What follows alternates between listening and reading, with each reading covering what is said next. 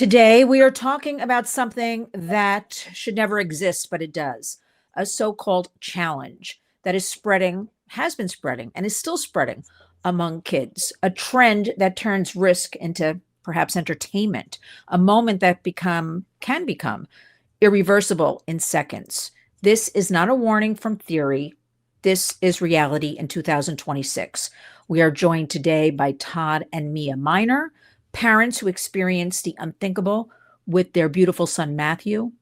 Instead of remaining silent, they have chosen to speak, to educate, and to fight along so many other parents that no other family has to endure what they have endured. Todd and Mia are the true definition, in my book, of warriors. Warning, this may be difficult to hear what we talk about, but it is necessary. So the website is MatthewMinorFoundation.org. And also I'll throw in parentssos.org, but we're going to have all the information, everybody relax, in the body of this video.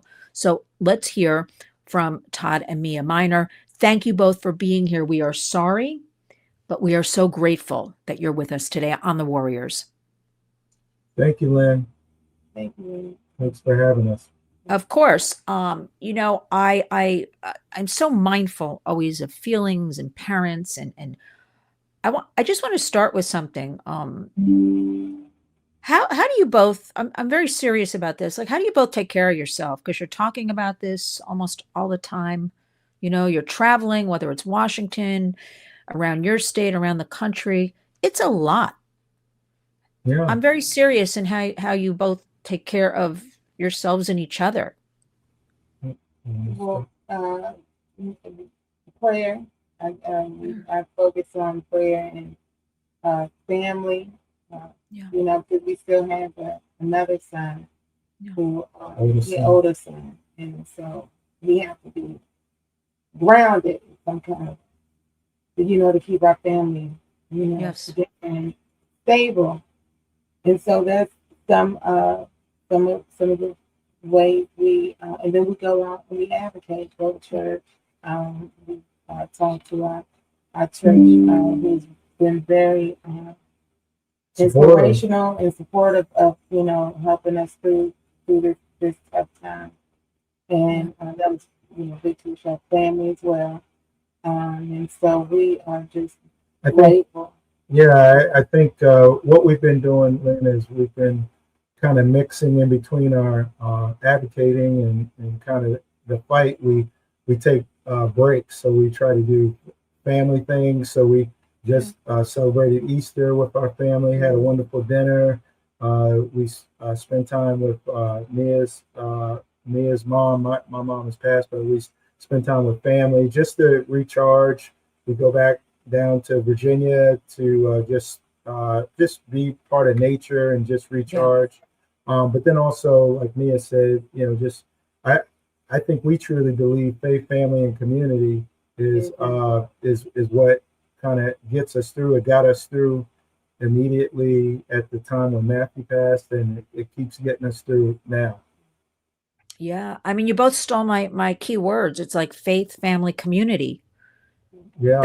That's what keeps everybody going, really. It's you have to break it down to that. Well, thank you for sharing about that.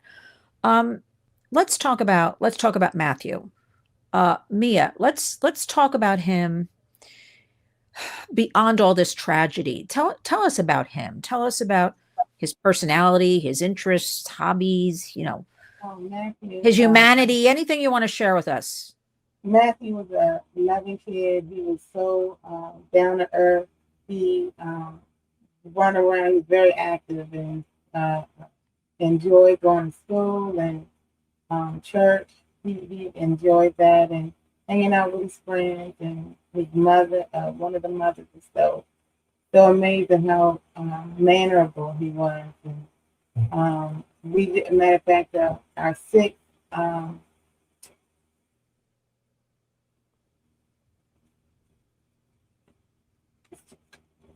It's okay, Mia. When he graduated Last year. It would have been when he had graduated from high school. and he saw his friend came up and Yeah. what else? So we had our had his Anniversary anniversary. at the Veterans Cemetery. Yeah. One of his his friend and classmate came out, and it was very it meant a lot to us. I mean, he was grown and about to go to college and things like that. But Matthew, he was known for his dimples, his smile, right? Yeah. And Well, you two are exceptional. I'm not saying that when I in no way want to like upset you or anything like that. I just no. I mean, my heart's with you, but there's like, what can we do other than what you're doing? What I'm trying to do is really keep all the children, keep the parents at the forefront in the headlines. And When I go to Washington, I'm in Washington a lot. We talk about this as bipartisan. I have not experienced any of this. I work on human trafficking. I'm not a victim of any of that. I just made up my mind. I'm going to work on all these issues and help everybody as much as I can. Like, this is my calling. This is what I really, and we shouldn't even have to be here, right? right. But we are. So we have to fight, and we have to keep, your story resonates. I know that sounds maybe trite, or we got to keep doing it. I know you're doing it, but we cannot. We're starting to make the pendulum swinging a little bit, right? We had the 2 court cases recently. Yeah. We have more parents than ever coming forward. I deal with a lot of people behind the scenes, and we're going to keep going in your name, in the name of Matthew. Okay. We're not going to let any of this go. I promise you, I'm working on a lot of things. I'm determined to have some answers soon about some big things. So we'll just keep going. So, I want to, of course, I can't do my job without both of you, let's talk about, do you want to talk about this choking challenge at all? Because when I bring it up, okay, people say to me, oh, I didn't know about, I'm in the middle of New York City, and they'll be like, I didn't know about that. Or my child would never do that. Well, this is going on. So Todd, do you want to take that and explain Sure. what's I mean, going on there? Yeah. I mean, we see ourselves as a typical family. Matthew wanted to get on the internet for an hour after dinner, and I think that just sounds typical, like any other family. I think we looked at his grades like all parents do, and made sure his grades were where they needed to be before we gave him access to the internet. And we said, go ahead, we'll give you 1 hour. And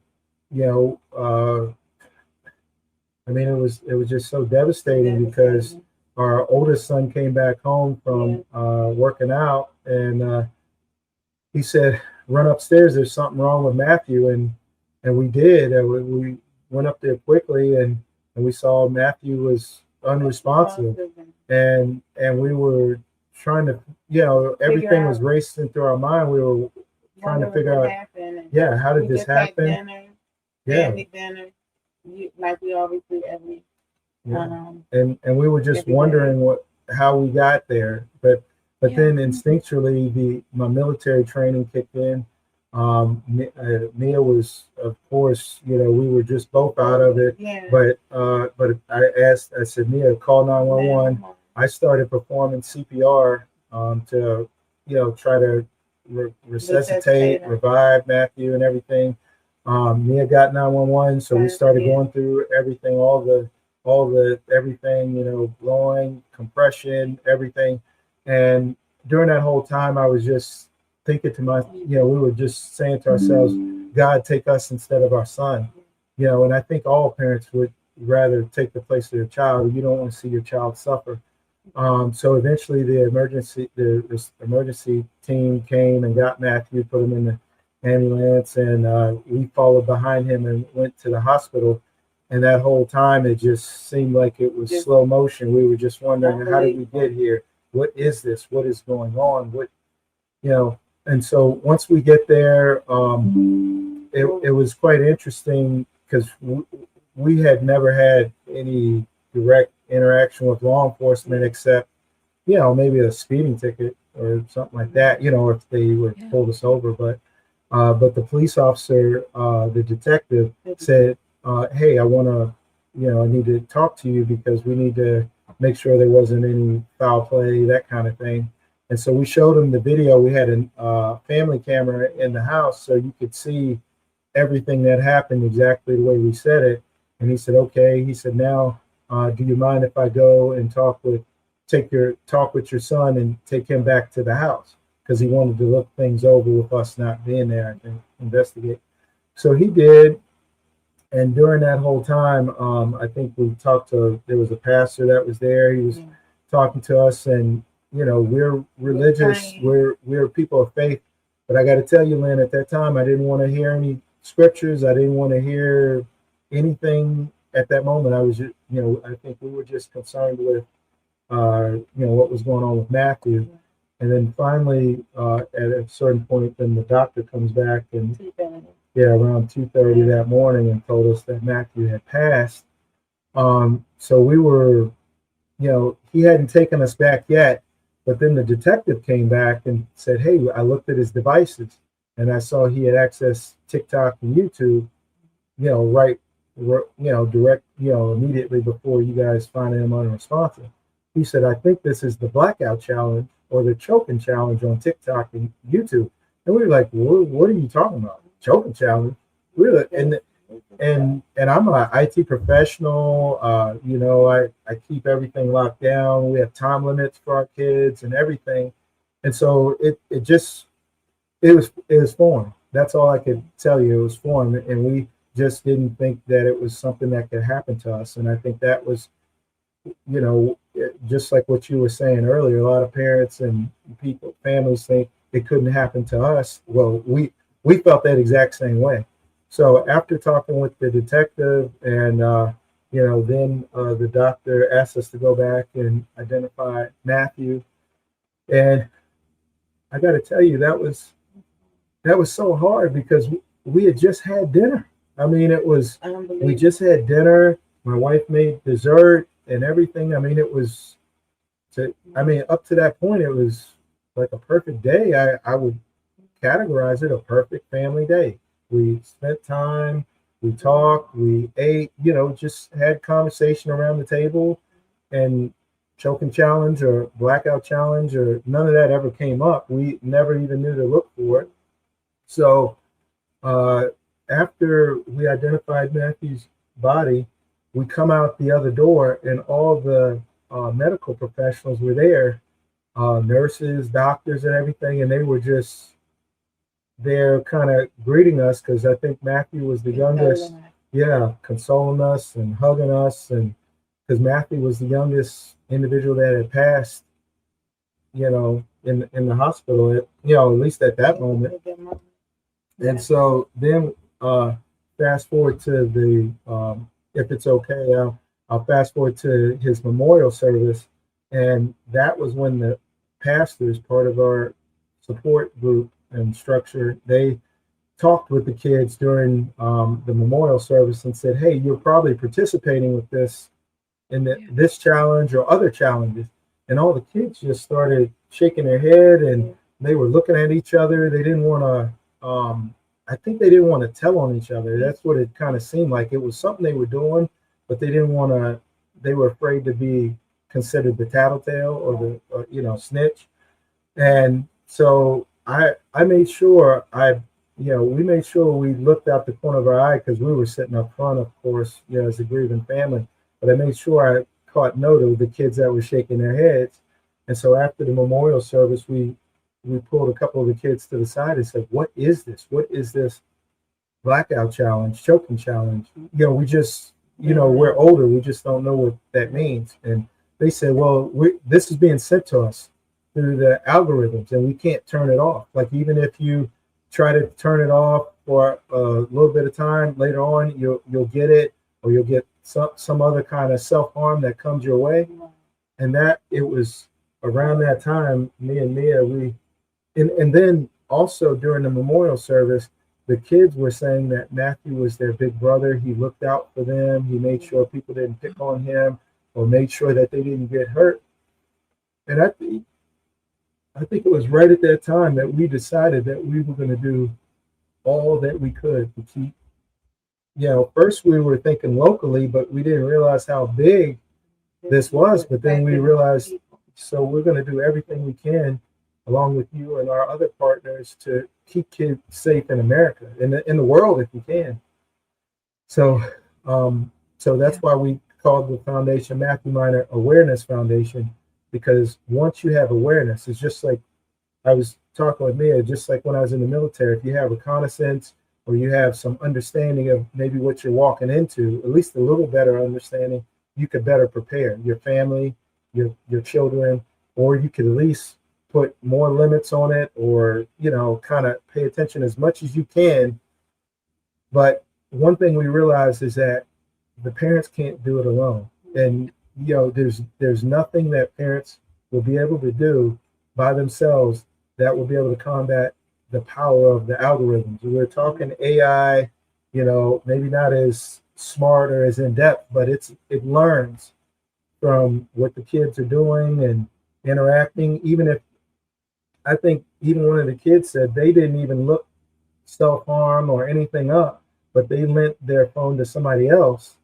And just because that person used your phone and looked it up, the thing still categorized it as if you, as the main owner of the phone or device, wants to see that type of stuff. So even if you just let somebody borrow your phone or call somebody and somehow they just look something up or click on a link, that'll start bringing everything to you. So parents are outgunned. It put in a kind of a military phrase, you're outgunned. And this is where that legislation and everything would help. The court cases and things like that are actually helping to bring more awareness and light to this devastating situation. What did you want to say? No. Go ahead, Mia. What do you want to say, Mia? Was where social media was on the rise, and it was just the phones as well, and it's been and us, not understand as parents, we trying to learn, what's going on, and so that was. But when Matthew passed, that was the first we heard of choking challenge or anything like that. Yeah. So let's go. So we're going back now, 2019, correct? Yeah. Yes, that's when Matthew and Matthew was 12 years old. He was a baby, 12 years old. I know kids at 12 think they're, more adult, but we all know babies. Let me first say, I was remiss in saying thank you for your service. Yeah. Let me say that to both of you. I think you bring up something so interesting in that, and that I've been finding out lately, working with so many parents and talking to them, that, and this is the part everybody has to understand, what you laid out for us, is that you can do everything in your power that you think is right. You're having the family dinner. You're talking of, time restraints on social media, right? You talk about things. You're of faith. You're of family. You're everything seems normal, and yet these things are still happening, right? Yeah. Because a lot of we used to say, vulnerable kids and vulnerable communities, and basically everybody's vulnerable, with big tech. I don't even like to use social media. I know what that it's called, but it's not social, with everything, it's such a tricky name, right? When I do the research, and it started Facebook and university to connect students in schools, and then it branched out to, it sounds cute, right? Sounds good. And then it branched out to, family and friends. Sounded great. You can talk to grandma across the country, right? And then this kind of just getting us used to all of this. And now, at least now, we have studies, we have stats, we know what they're doing. We at least have the 2 court cases that at least tell us none of us are crazy. This is happening. The whistleblowers, the internal memos. Tell us how that felt. I have so many questions for you, but how did that feel with these 2 groundbreaking court cases, first in New Mexico, the following day in California, at least holding, Meta responsible for harms caused to kids. Product liability, they knowingly put out a product. In New Mexico, it was consumer protection laws, going in on these angles, right? Of, you're allowing predators, you're allowing the content on with kids. How did you feel when you heard these two verdicts? Did it help, hinder, or make you angry, or just what did it do to you? The two verdicts, it was good to know that that the justice system is starting to see, what how toxic these meta is, and how the algorithms is how it's hurting the children, and how we need to have some type of regulations to be enforced on these platforms. Yeah, Lynn, I think like you said, we've been traveling and just going and going and going. And I know for me, I just asked for a sign. I said, please, a sign that we're doing the right thing. I know we feel inside we're doing the right thing, but just something bigger than ourselves as a signal that we are. And I got to tell you, when we heard about the verdicts, first we were overjoyed. We had celebration, and we were even able to meet with the other parents and the Duke and Duchess and others. We actually had a celebration through Zoom, but also with that, Lynn, it rekindled the fire. I think you can have the fire and still keep going, but this just gave us that momentum, and it showed that we are making a difference. We are affecting change, and just look at all the documents that have come out that show that they knew pretty much from the very beginning that they were hooking our kids, addicting our kids to this toxic, just information that they were sending. And then they also saw the harms on the other side, with the rise in the effects of the challenges and just the online harm. So I think it's the only thing I can equate it to is the tobacco. They said, hey, this isn't harmful and everything. And I lost my mother to lung cancer. She was a smoker. And so, we have so many parallels, that kind of that David versus Goliath type thing. But that stone hit. That stone made a connection and chipped away. And, we still have more work to do, but I think this is very encouraging. This is huge. I mean, this is also validation. This is validation, finally, what we've all known, right? Especially in the last few years, as more are getting involved, there is this more awareness, more parents. To me, it was validation. And I want to point something else out. So far, what the government has not done, these two court cases, I believe, were so successful because of you, the parents, being involved in the last few years. Everybody, whether it's with Heat Initiative and marching, and I was with you downtown here in New York City. Remember, we had I forget what it was called with Dr. Height. We had that awareness. We had the wellness kind of thing. I think it was the fall. I don't remember. I just remember you two were going your way. And I just remember saying, I got to reach out to them and talk to them more. But I want to point out that these two court cases, right, done by parents, in my opinion, and also American citizens, the two juries, right?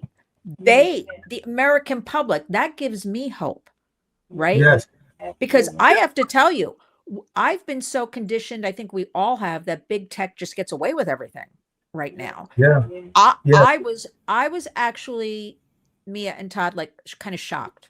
I thought, wow, this really is the turning point. They're going to be held accountable because there's thousands of cases across the United States. I mean, mainstream media, pretty much cable news, they don't talk about the nuts and bolts behind the scenes a lot of.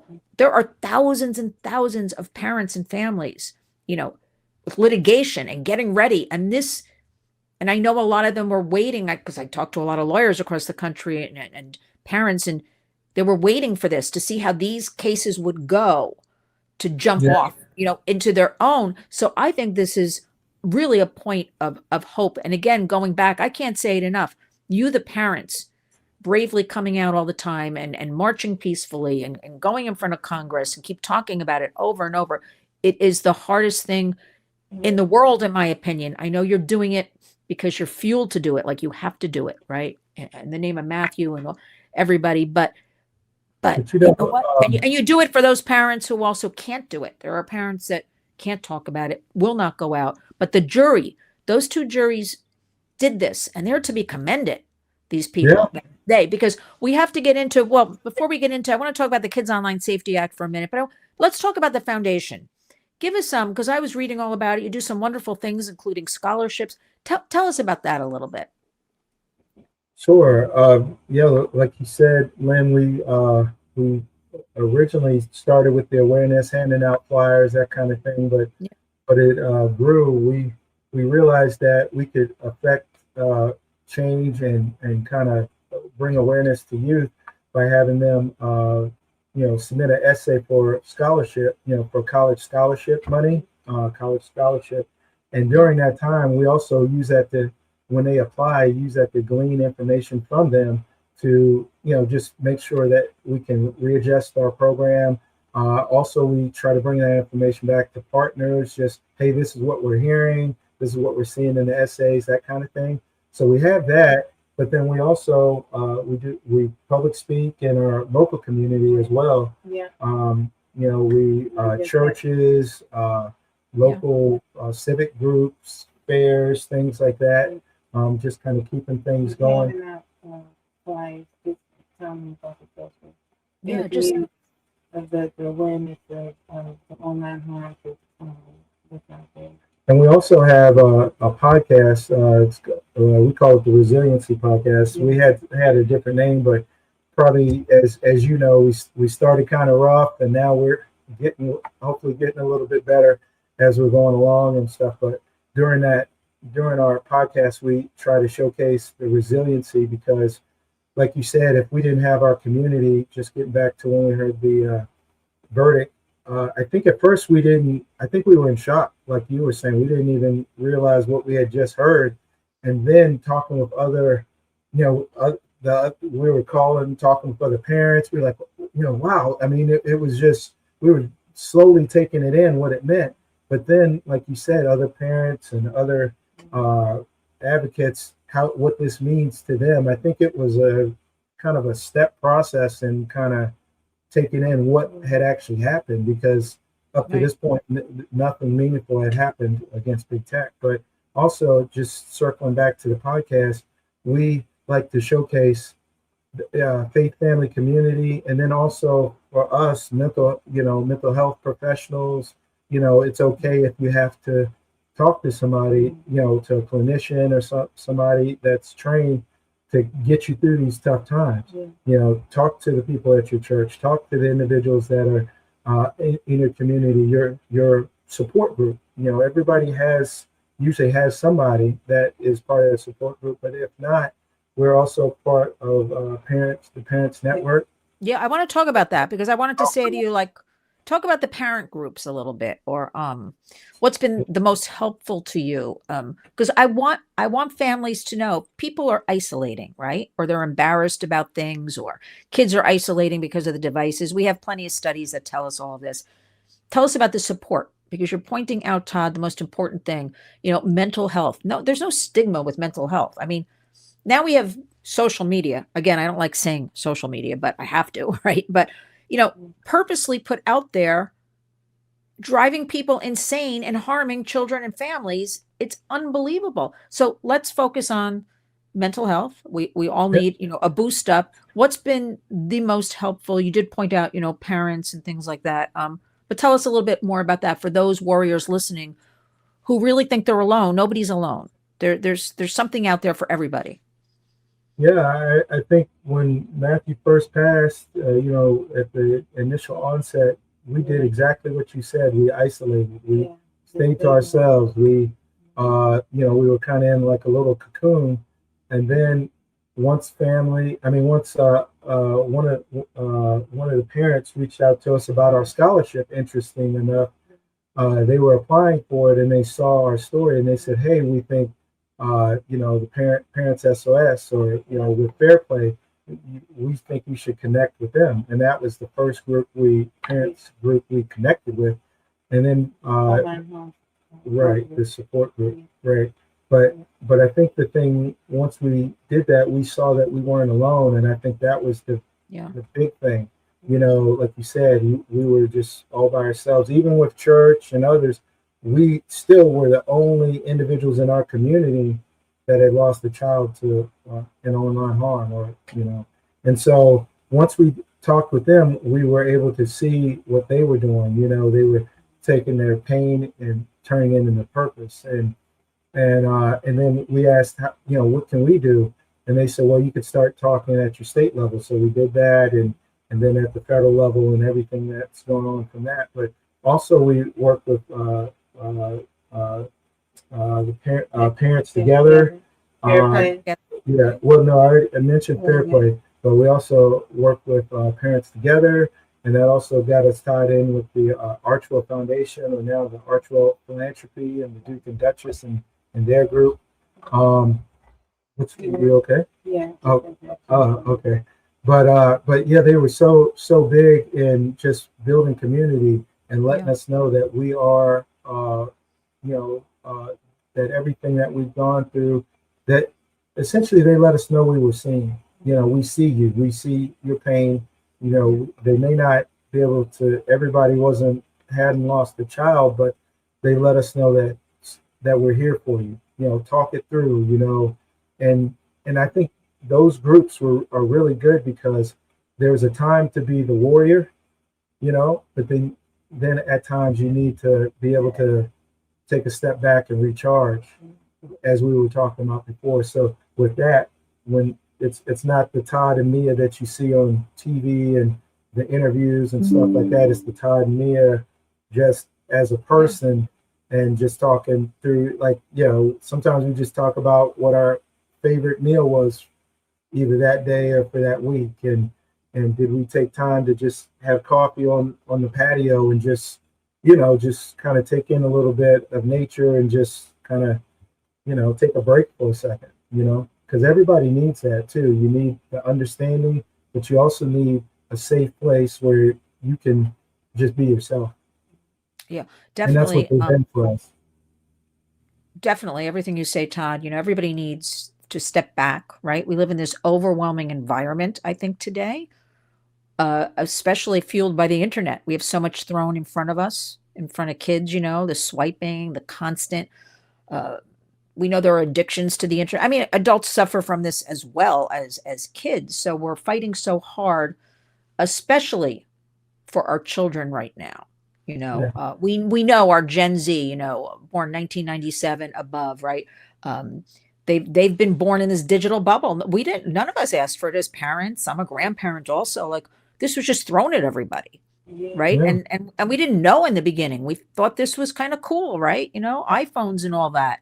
And then you start seeing the correlation, especially Jonathan Haidt's book, Anxious Generation, and the work he's done.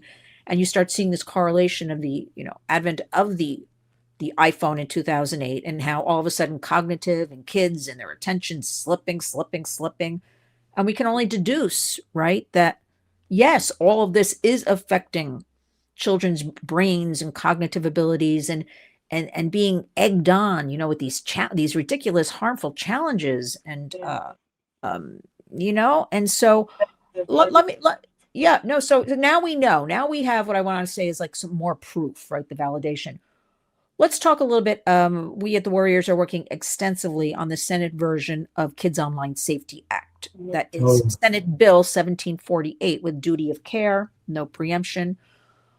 That is the only way to go, right? We have to draw a line in the sand. We have to force big tech right now. They have not, their history, they have not stepped up. They could have stepped up, and they could have helped, right? They could have had more transparency. They could have had more parents involved. They could have had more safety councils. There's really no transparency at big tech right now. They're not being held responsible for anything. Right. So we have to have legislation, because people fight me. They're like, don't bring the government into our homes. I'm like, there's nothing left. they are running our government kind of right now with their pocketbook or wallet.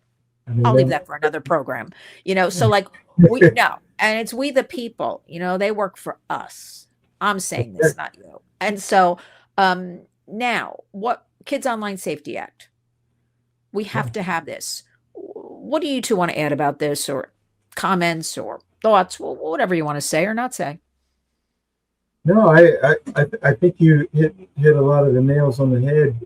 It's the strongest version to keep kids safe, and I think, like you said, the duty of care, that's huge, and then also the preemption, so we're not cutting the states off at the knees, that kind of thing. So what happened in New Mexico and what happened in California, Los Angeles can continue to happen, and states can pass bills, and then hopefully we have something strong at the federal level to complement that.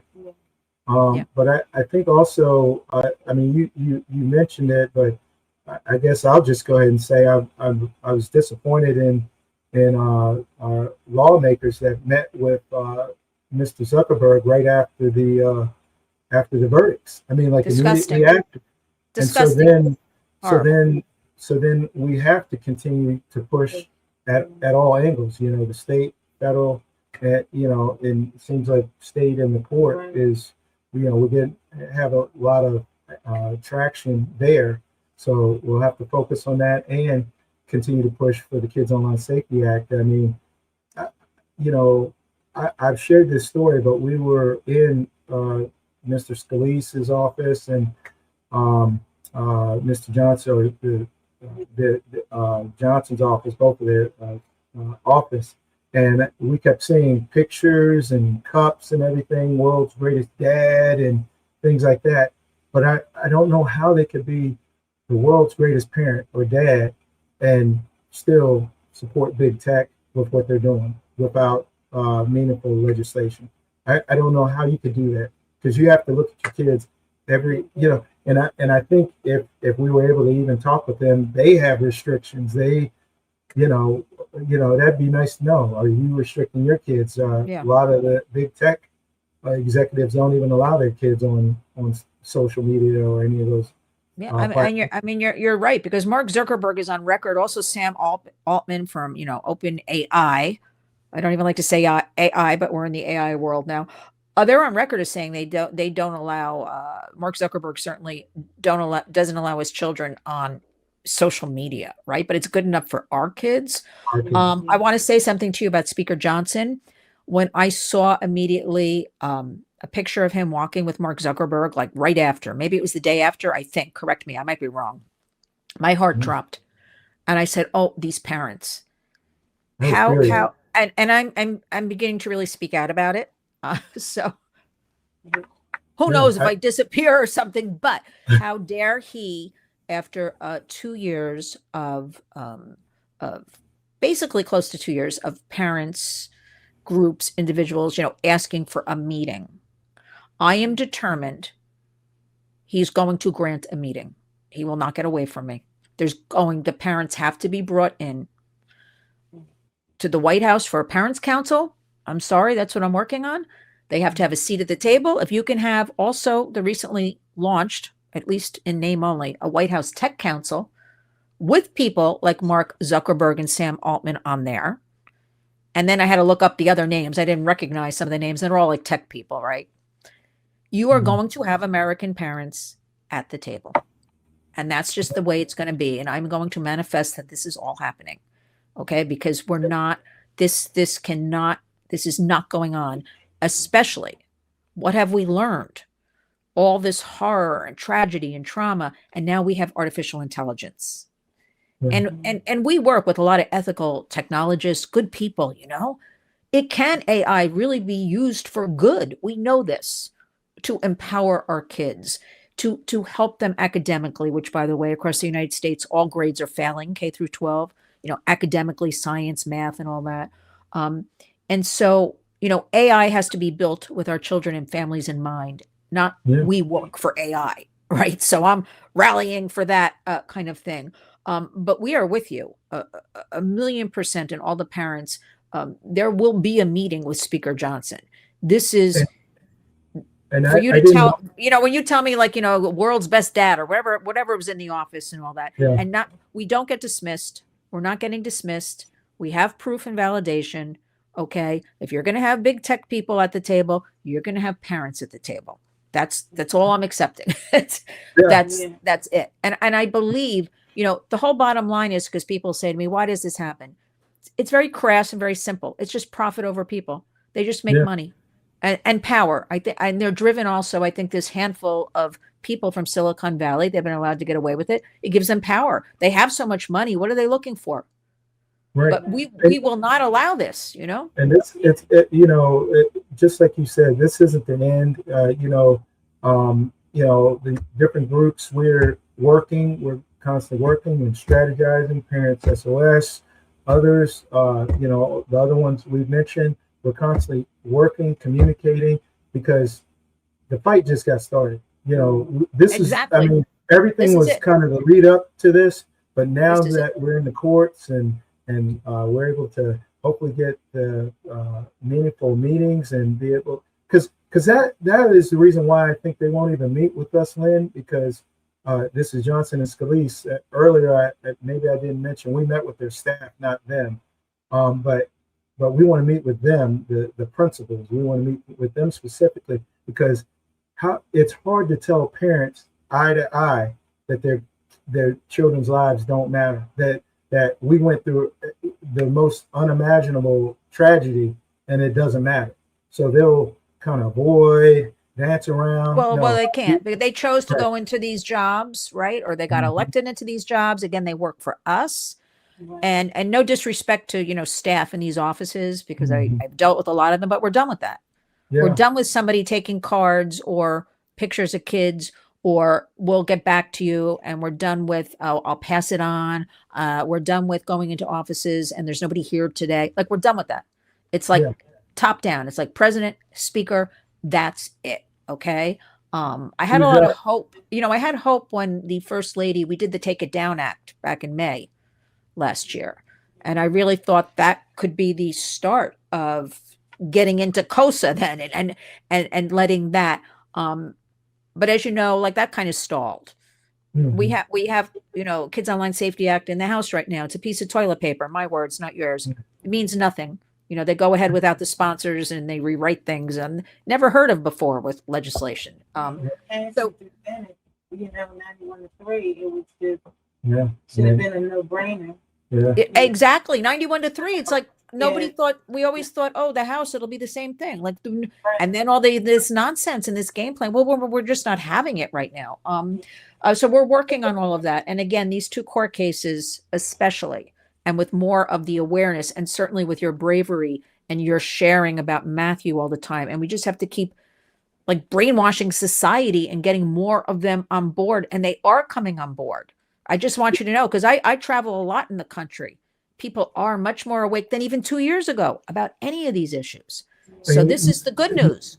And Lynn, I just wanted to thank you for, like, we met in New York, a couple months back. And one thing I got to say, New York, I think New York, it has that toughness and everything. But when we were walking through, going to the launch of that new iPhone, we were doing a protest there, but every New Yorker that passed us by, gave us love, and they told us to keep going and everything. And really, we get that everywhere we go. But I specifically want to talk about, that time when we met with you and stuff. But I just wanted to thank everybody that's listening, but also just like, wow, I mean, it changed my overall thought of New York when they were like, keep going, give it to them, just keep fighting and everything. And I was like, wow, I was like, this is just, I felt like I was, it was like one big family. We're all together in this. So, I'm just thankful. Yeah. And I'm here to say, because I'm like a lifelong New Yorker. Okay. It's I should give a shout out. I was born in New Jersey, but anyway, I consider myself a lifelong New Yorker. people are always asking me, tourists and stuff, like directions and all that. I'm always giving, like, people fall. I see, and everybody rushes to help them get up. It gets a bad rap. There's a lot of, people Talk on about board it. here. It's not what most people think it is. If you're from out of town, very overwhelming when you're here, all these people and noise and buildings. And I never, when I see people staring up in the air at the buildings, maybe 4 across, and people get so annoyed I'm walking with, and like, oh, I'm like, no, this is fascinating for them. They may live on a farm somewhere. They never We've saw a never seen billboard, like a skyscrapers that high. You know? let me tell you, even when I walk through Times Square, to a meeting or something, I see all those billboards and lights. I'm even like, wow, this is like kind of fascinating. This isn't happening anywhere else. So thank you for saying that, Todd. I want to finish up with what would you say right now to lawmakers, schools, tech companies? I want each of you to answer this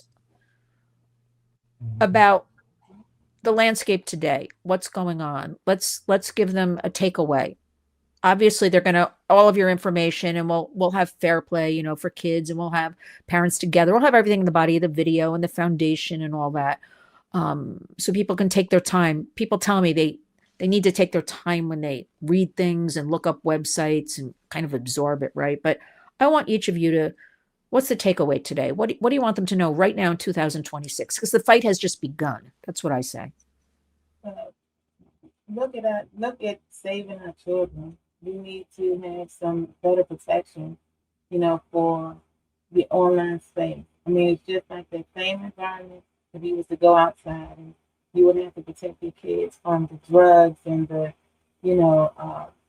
algorithm, the harms that in your life. That it's the same thing online, and it's so much closer right there in your home. So, it's important that we can have those algorithms and safety with the regulations, and the duty of care, as well as the safeguards, and we need to have all of that in place to be able to save our kids for our future, for their future. Their education, we working on a 12 a better bill, a million kid phones free, for school, state of Maryland. So yeah, it's important, for our children. Right. I have a couple things that I want to say. First, to lawmakers, the ones that haven't supported the strongest version of KOSA, do your job. That's what we need. To everybody else, we're all warriors. Everybody, all of us can make a difference, just whether it's local or even at the state or national level. Let your lawmakers know that you want the strongest version of KOSA passed. This is what we need. The court cases have shown they know that this was happening. The big tech companies know that this was happening, and they just kept going because of the dollars. Profit over people, profit over kids. So, lawmakers, do your job. Everybody else, jump in there. Join Lynn's Warriors. Join our foundation. Join all the other groups that you can do something. I know we have followers that they listen, they follow us and everything. But the big help would be for you to get out and come to the Hill with us. Come to the to the peaceful protest, and just let them see that there's a certain amount of numbers of individuals that are being affected. So, it doesn't, maybe a Uber, you take an Uber to get there. That might be the extent of it, but most of us will have signs, we'll have all those other things. We'll kind of be able to explain, let you know what we would need you to do. But most of the time, just standing there and just, being in the moment is the biggest thing that you could do, But also the lawmakers need to know. I think they know already, to be honest, Lynn, because we've gone on those campaigns and had everybody call, and they know, Mia and like, Todd. How much more do we have to do? They know. They stopped answering the phone after a while because it was just too many calls coming in. But I think that's the thing. And then to Johnson and Scalise, meet with parents, like Lynn was saying, like all the other parents groups we've been fighting to meet with you. Listen to us. face to face, not your staff. Listen to us and tell us that our kids don't matter. Tell us that everything that we've gone through doesn't matter. And I refuse to believe that. And I refuse to believe that our children are not worth saving. And I know you believe that, Lynn. I know Mia believes that. I know that other parents groups believe that. But that is the extent of it. If we don't take care of the next generation, there won't be an America. Well said, Todd. I mean, these are our future American adults and leaders. We got to throw in leaders, right? Our kids. I will share with you that the president said to my face that he was calling Speaker Johnson. So I'm following up on that to make sure that happens, because he asked me what is needed. And I said, Speaker Johnson, talking to parents, having that meeting, and getting the Senate version of KOSA, Senate Bill 1748. I'm telling everybody the numbers, and I'll put it in the body of this video as well. We need the public, power in numbers, that old saying, to come on board. I'm on this. I know both of you are on this and other parents. I like to say this really is just the beginning, even though your story has been, for years now. I'm going to believe we're going to get this done. I'm going to believe. And I'm going to do everything in my power to help you and the parents and the kids out there. Unacceptable. And one thing I wanted to also say, Lynn, is look at all of the parents.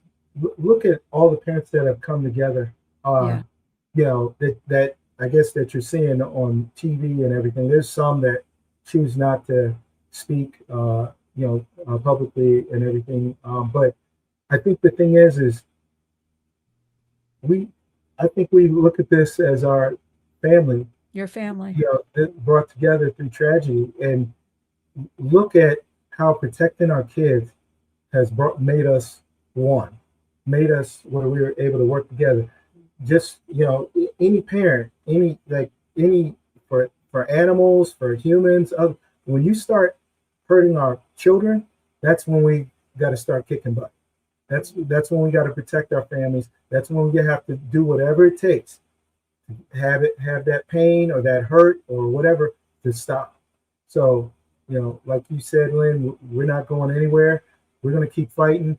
And I think one of the parents we were testifying, and a parent came to us and said, everything that you and your partners are doing, Parents SOS, Lynn's Warriors, and everything that you're doing has gained awareness. And I was able to catch my child while they were getting ready to do one of these challenges and able to save them. And my child is alive because of the work that you guys are doing. So just wanted to share that, Lynn, because sometimes, like you say, we're working and we have some of those down moments. You're just wondering, are you making a difference? But I wanted to share that with you, your listeners, but also it was something that lifted us up to just say, wow, keep going. And that was just random. We they just, aren't you some of the parents that are speaking out about this? And we're like, yeah.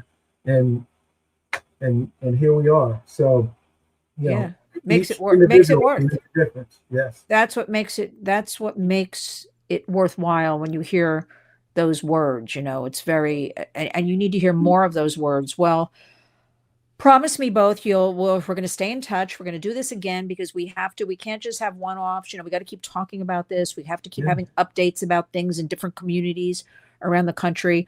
I want our warriors listening. This is not about bad choices. This is not about judgment. It's about exposure, influence from big tech, how quickly something becomes very dangerous. Mia and Todd, again, thank you. Thank you for taking the time. Thank you for your courage. I don't know if I could do what you do if I was in your shoes. And so I'm so thankful that you are doing it. It's what matters the most. It resonates, as painful it is when you share your personal story. And that's the bottom line. And we are not going to accept that big tech is running Washington. We are not going to accept meetings not being taken, and silence, right? Silence is the worst thing, the isolation. And nobody is silent anymore. We also want to say, don't assume your child is safe. You have to Yeah. be, as much as you can, you have to be open and honest communication with them, looking into things. We have to try everything in our power. Start the conversation, stay engaged, take action. And again, Mia and Todd, thank you so much. I'm going to have all your information in the body of the video so people can take their time, they can follow, they can donate, they can find out if they can volunteer with you, come to Washington. I just thought of something as I'm saying all this. If for nothing else, you know what we need? We need 1 million people to show up in DC and have a march. Oh yeah. Wow, that would be I great. just thought of that as I'm looking at both of you. Yeah. And Yeah. from a PR, because Absolutely. I saw for the first time how that the press really showed up for these 2 court cases, right? Especially in California. And I Yeah. know the parents are all speaking over and over again, many media requests. Okay. I know it's exhausting, but they showed up for that. We know it's Zuckerberg, right? Groundbreaking cases. Yeah. But the press would show up for 1 million family members, right? Parents, Yeah. family members, siblings, marching peacefully, because we do everything peacefully, right? We're peaceful warriors. Absolutely. I think I have to get going on that one because because if we get 1 million, there's another 1 million right behind us. They're going to see it and they're going to want to join, right? Right. Yeah. All right, we No. got to add that to the list, everybody. We got to do that. I'm going to Thank start you. looking into that. And if they could share this podcast, I mean, share this podcast. That's it. Get it out Share. there because, like you said, we're still running it. We go to the Starbucks and just hand out flyers, things like that. Thank you to them for allowing us to do that. But we'll just sit there and there's so many that come through and they're like, "What is it? Yeah. I never heard of it." And then That's it. we're still advocating. So please just share this podcast and just help Lynn continue to get the word out. Oh, thank you. Well, listen, you two truly are warriors, Mia and Todd Minor. Thank you for joining the warriors today. Let us definitely speak again soon. God bless you. And really, thank you again. I can't say it enough. Mia and Todd, I share with you, like, I'm pretty tough, right? This is the one thing that makes me cry. Yeah. So thank you Thank you. for sharing about beautiful Matthew and your story. Thanks for And we'll speak again soon. Thank you, Lynn.